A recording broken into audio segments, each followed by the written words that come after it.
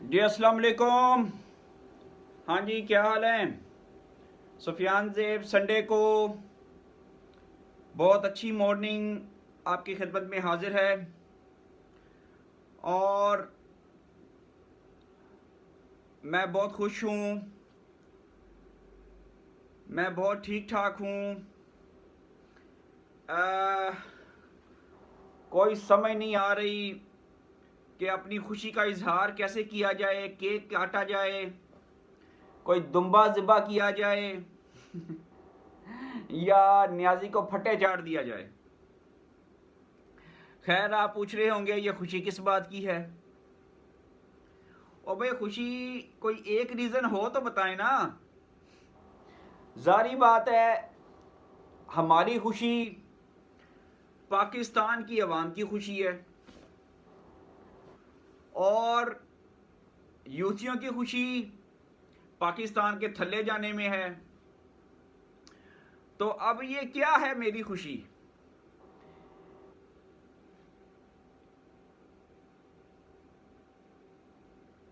अब मेरी खुशी ये है कि मुझे सुबह जब मैं कोई article, news, discussion, talk shows, कोई चीज़ें पढ़ता हूँ आगे पीछे,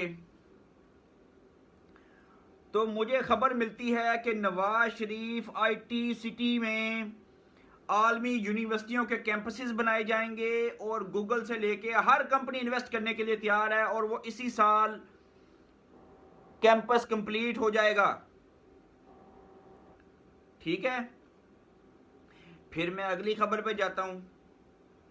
अगली खबर ये है कि दालें 23 रुपये और आटा चीनी 135 रुपये सस्ती कर दी गई है। अब आप बताएं, ये खुशी की खबर है कि नहीं? अब तीसरी खबर, बिजली का यूनिट 35 रुपये सस्ता कर दिया गया है। अब आप बताएं, ये खुशी की खबर है कि नहीं? अब आप मुझे ये बताएं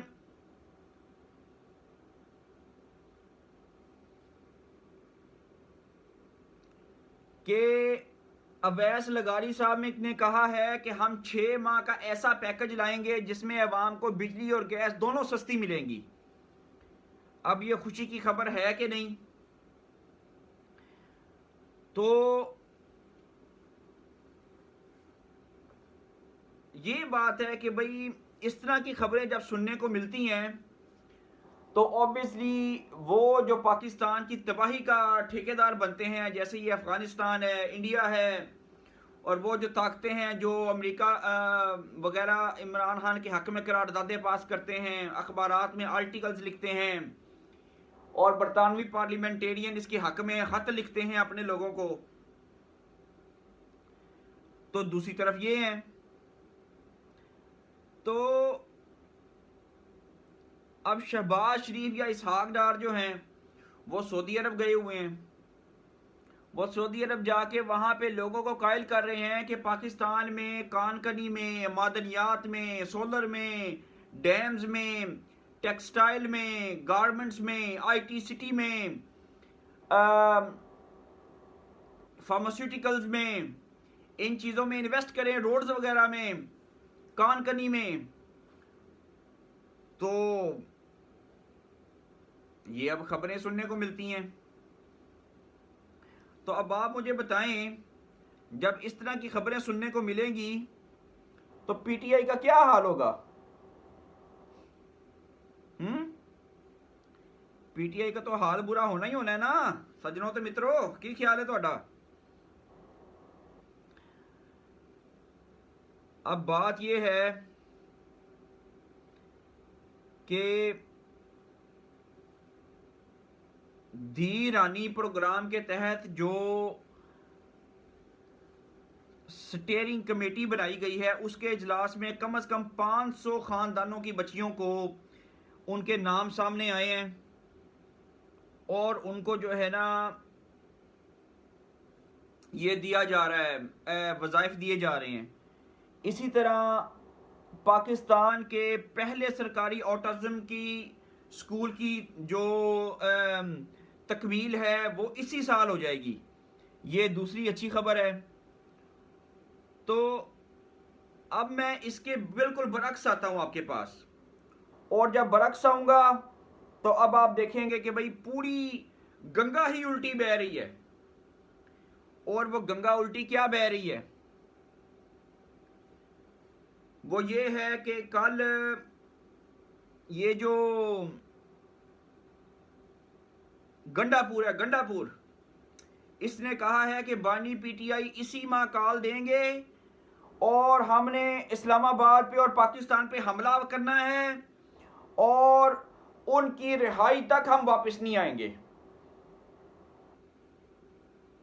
अब आप मुझे बताएं कि ये बयान अच्छा है या वो जहां पे आईटी यूनिवर्सिटी बन रही है, दालें सस्ती हो रही हैं, इन्वेस्टमेंट की बात हो रही है और सफारतकारी हो रही है, रोजगार पैदा हो रहा है, मईशत 93,000 इंडेक्स तक पहुंच चुकी है, शरह सूद कम हो रही है। अच्छा, अब एक और बात सुने, बानी पीटीआई की रिहाई के लिए कुरानों पे हलफ लिए जा रहे हैं कि हम कुर्बान हो जाएंगे, जाने दे देंगे, जाने ले लेंगे, इनकलाब बर्पा कर देंगे, तोड़ फोड़ कर देंगे। दूसरी तरफ ये बयान है अब ये हंसना तो आता है ना, क्योंकि इनको पता है इनके हाथ से गेम निकल चुकी है। इनका ख्याल था मुल्क डिफॉल्ट कर दिया, मुल्क वापस नहीं आने वाला, वेंटिलेटर पर जा चुका है। लेकिन अल्हम्दुलिल्लाह मुल्क रिवाइव हो गया 2017 में आने के लिए। तो कोयटा में धमाका किया गया है और उसमें तकरीबन 30 आदमी शहीद हो गए हैं। अल्लाह ताला उनको गलीके रहमत करे। इसराइल की बमबारी से तकरीबन 25-30 फ़लस्तीनी शहीद हो गए हैं। अल्लाह ताला गलीके रहमत करे। तो एक बड़ी अहम खबर जो मेरी नज़र से गुजरी है वो ये है कि जाहिद खान जो कि ANP के बड़े सरकर्दा रहनुमा थे, उन्होंने ANP छोड़ दी है और ANP छोड़ के वो मुस्लिम लीग नून में शामिल हो चुके हैं। तो ये बड़ी अच्छी खुशाइंद खबर है माशाल्लाह।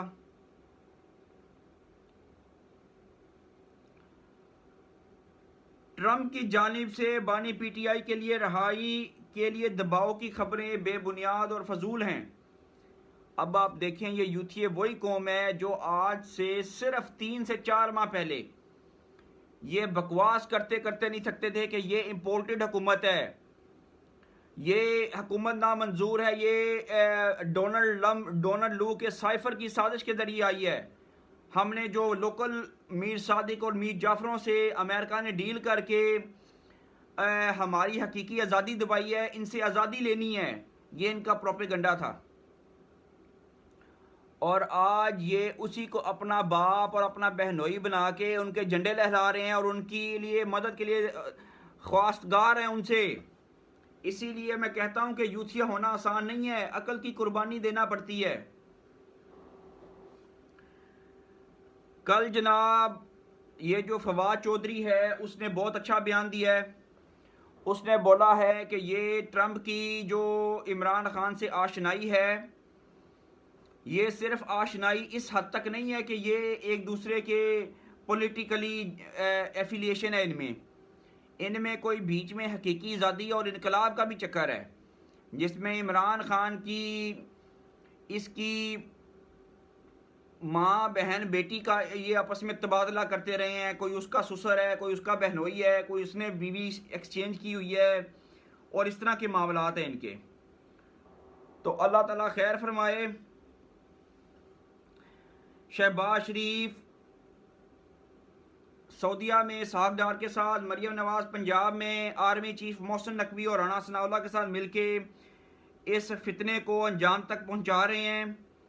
मेरी पाकिस्तानियों से उम्मीद है, मेरी पाकिस्तानियों से इल्तजा है कि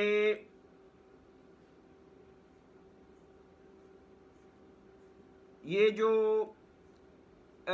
पाकिस्तान में आईटी, कैंसर हॉस्पिटल्स, डैम्स और मोटरवेज बन रही हैं, एयरपोर्ट्स बन रहे हैं, इन चीज़ों के ऊपर तवज्जो दें। महंगाई कम हो रही है।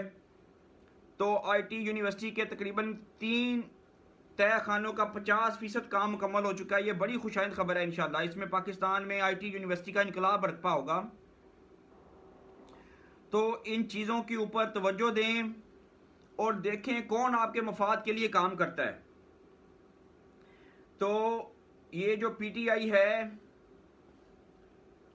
इसको न्याजी को तुन देने का फैसला किया गया है और इसको किसी धमकी को खातिर में नहीं लाया जाएगा।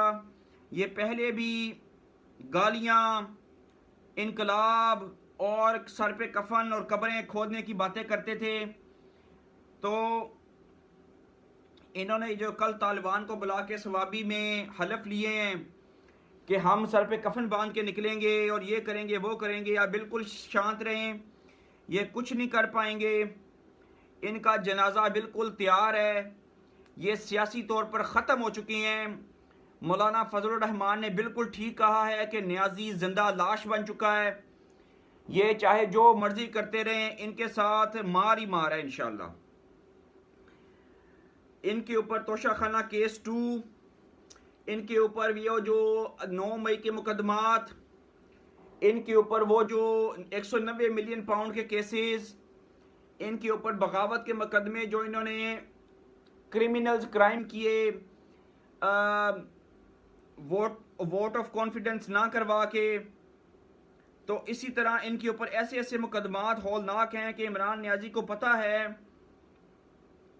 कि इसकी दाल अब नहीं गलने वाली। तो इंशाल्लाह ताला इसके अपने लोग फवाद चौधरी और इस तरह के लोग इनको छोड़ रहे हैं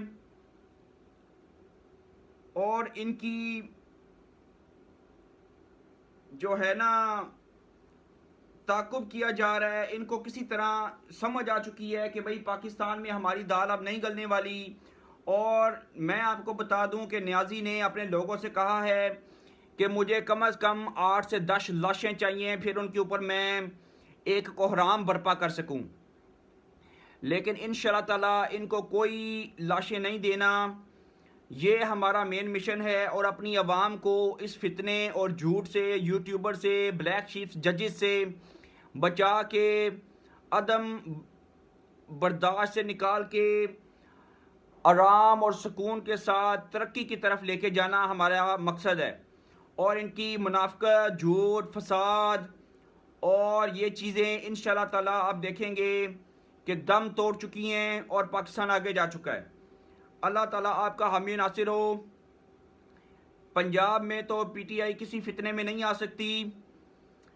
इनको पंजाब से मार पड़ चुकी है और इनका कोई भी ओहदेदार इनकी लेने के लिए तैयार नहीं है जिम्मेदारी। और इंशाल्लाह ताला अंदर खाते मौलाना भी, ANP भी, ये सारे मिले हुए हैं मुस्लिम लीग नून के साथ और इस फितने को ख़त्म करके ही दम लेंगे इंशाल्लाह।